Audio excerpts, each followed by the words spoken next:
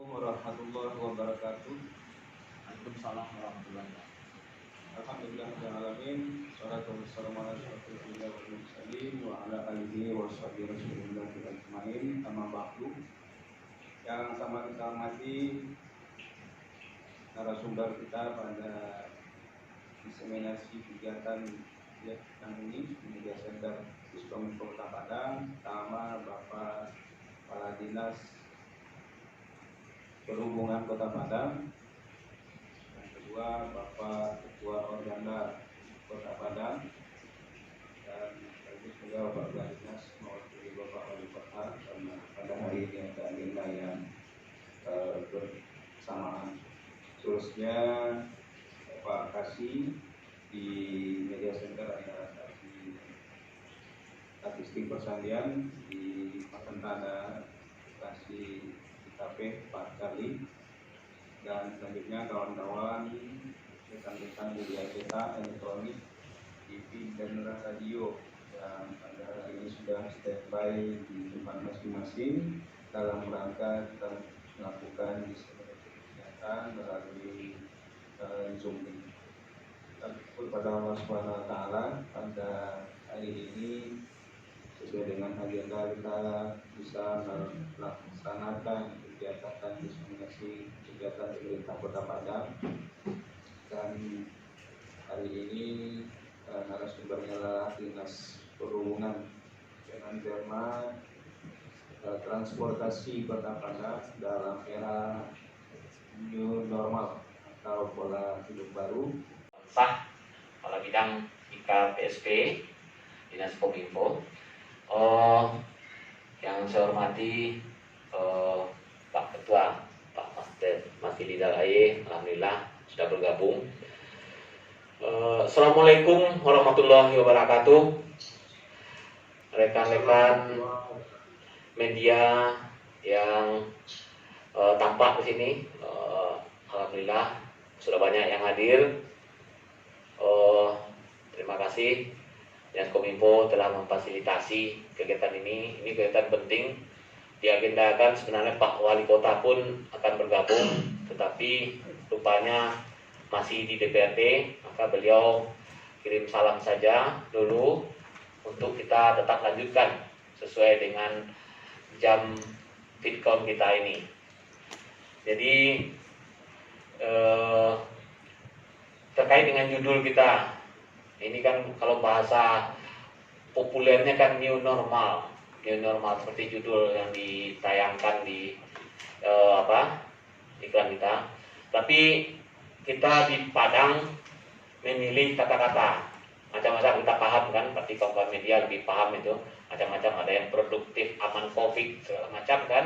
Kalau kita namanya masa ini sesudah PSBB, kemudian ada transisi 5 hari kemarin antara tanggal 8 sampai tanggal 12, mulai tanggal 13 kita masuk di Kota Padang ini dengan Perwako 49 2020 itu dengan nama pola hidup baru. Nah, itu beliau-beliaunya sudah kita lihat di jalanan.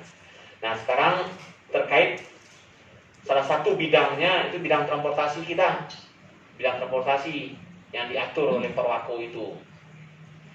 Jadi mungkin bisa kita lihat, karena saya mewakili Pak Wali Kota, sudah dipersiapkan oleh panitia juga paparan Pak Wali Kota. Mohon izin saya tayangkan sedikit yang mohon izin kawan-kawan, tayangan persiapan yang sudah disiapkan oleh seharusnya Pak Wali Kota menyampaikan.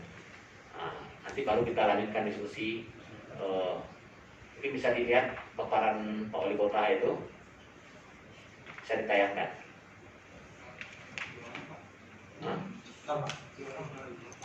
Oh gitu. Nah, ya, sementara dipersiapkan secara teknisnya di kawan-kawan Kominfo. Jadi kita sebenarnya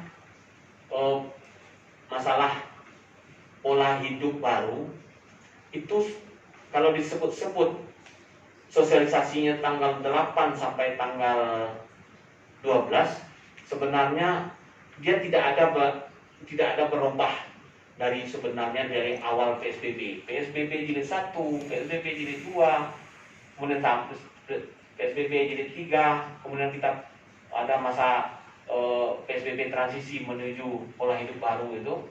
Semua di bidang transportasi kan sudah kita kenal.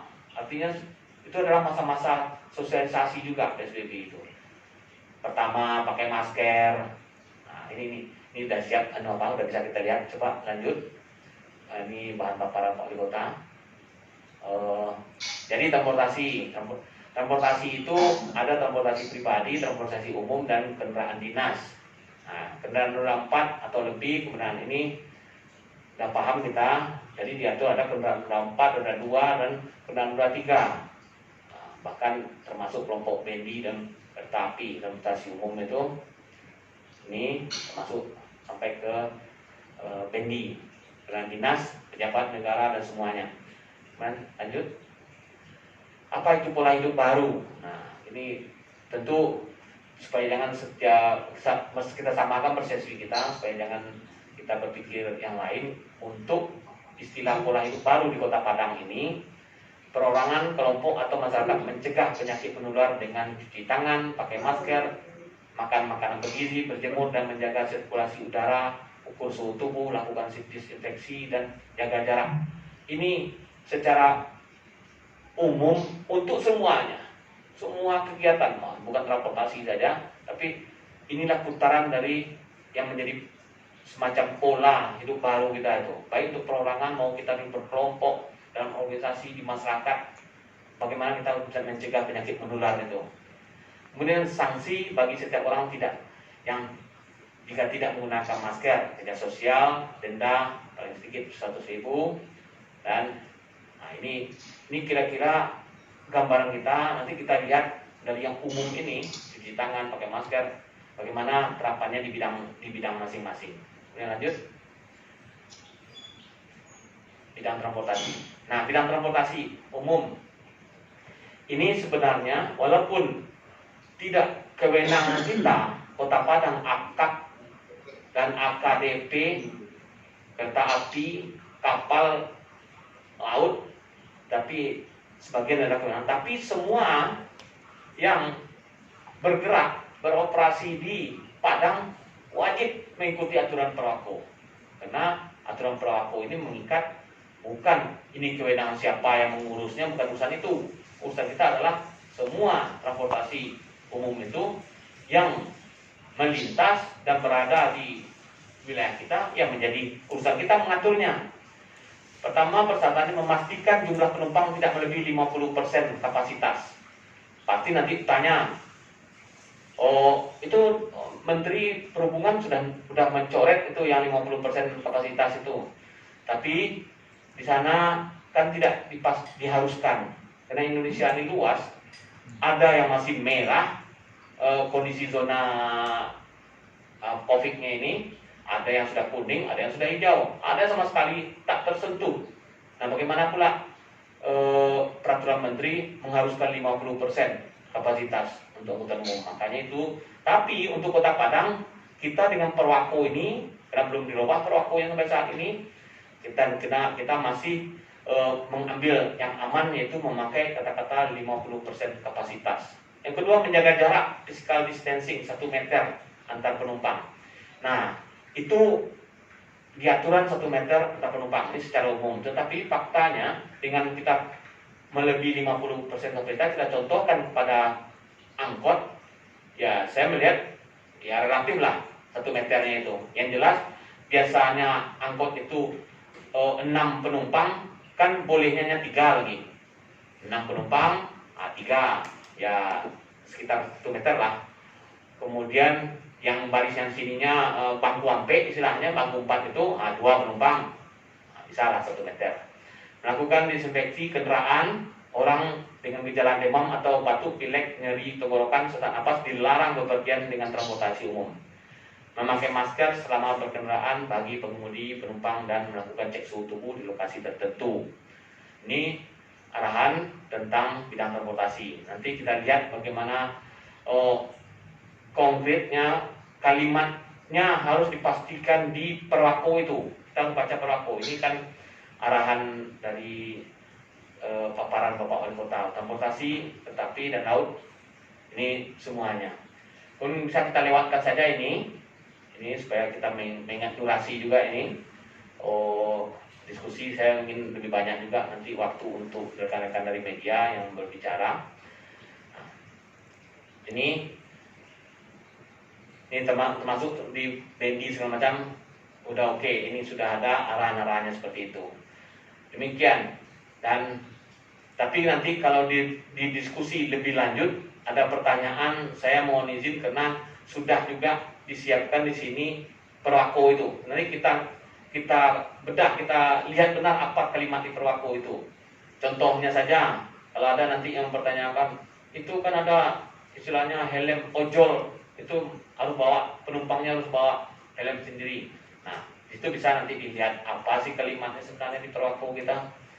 Kalau kalimatnya diharapkan, nah, ini untuk jawab. Kalau kalimatnya diharapkan masing-masing penumpang ojol membawa helm, ya tidak bisa lah kita beri sanksi. Kita kan bahasanya diharapkan. Nah, itu harus cermat kita. Jadi mengenai sanksi sesuai perkara yang dilakukan oleh masyarakat. Ini insya Allah kami dari Dishub, karena memang sudah panjang seperti saya sampaikan tadi, sudah panjang sosialisasinya, baik PSBB di 1, 2, 3, kemudian dilanjutkan pula intensif sosialisasi tentang perwako ini pada saat 5 hari di masa transisi.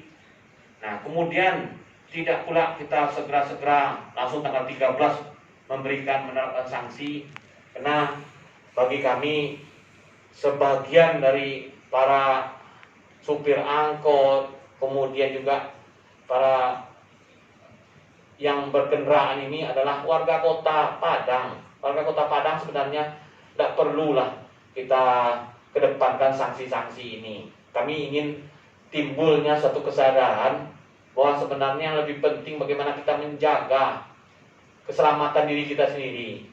Kita menjaga keselamatan diri kita sendiri, inilah menurut para ahli yang harus kita lakukan. Pakai masker, kemudian jaga jarak, cuci tangan. Kan itu sebenarnya untuk kepentingan kita pribadi. Sangat sakit kalau kena apa itu. Di samping itu juga jangan sampai menularkan pada orang. Kalau pikiran ini memang berniat jangan kita sebagai OTG barangkali, kita tidak tahu bahwa kita tidak demam, tapi bisa saja kita sudah ada virus di dalam badan kita yang kita hembus-hembuskan, kena orang. Dan itu kan juga tidak baik. Untuk menjaga itu makanya pakai masker. Dan begitu juga sebenarnya bagi pemerintah, kenapa berkeras-keras yang melindungi jangan ada yang sakit kita, apalagi yang kita pelaku para sopir, para pelaku penopang hidup keluarga kalau sempat sakit, sopir angkot, betul-betul sedih kita. Nah, itulah makanya kita keras mendorong mensosialisasikan serta pakai masker. Tapi mungkin ya kendala tidak segampang ngomongnya pakai masker. Kadang-kadang kan lamih ya pakai masker terus menerus. Nah, itulah masih semacam tantangan bagi kita. Kita sama-sama tahu bagaimana kondisi kita Kota Padang. Mungkin itu pengantar kami, Bapak, untuk bahan diskusi kita. Pak Ketua, mohon maaf agak terpanjang karena ini memang bahan sudah disiapkan, itu harus kami sampaikan Pak Ketua. Mohon izin. Mungkin selanjutnya kami kembalikan sementara kepada moderator Pak Marwansah. Silakan. Terima kasih Pak Dian, Pak Kadis yang tadi telah menyampaikan bagaimana kita seharusnya menghadapi pola hidup baru ini di dunia transportasi terkait dengan masker dan segala macamnya. Memang harus ada cinta yang besar di masker ini, karena masker ini walaupun murah mungkin tapi akan menyelamatkan orang-orang yang kita cintai, menyelamatkan orang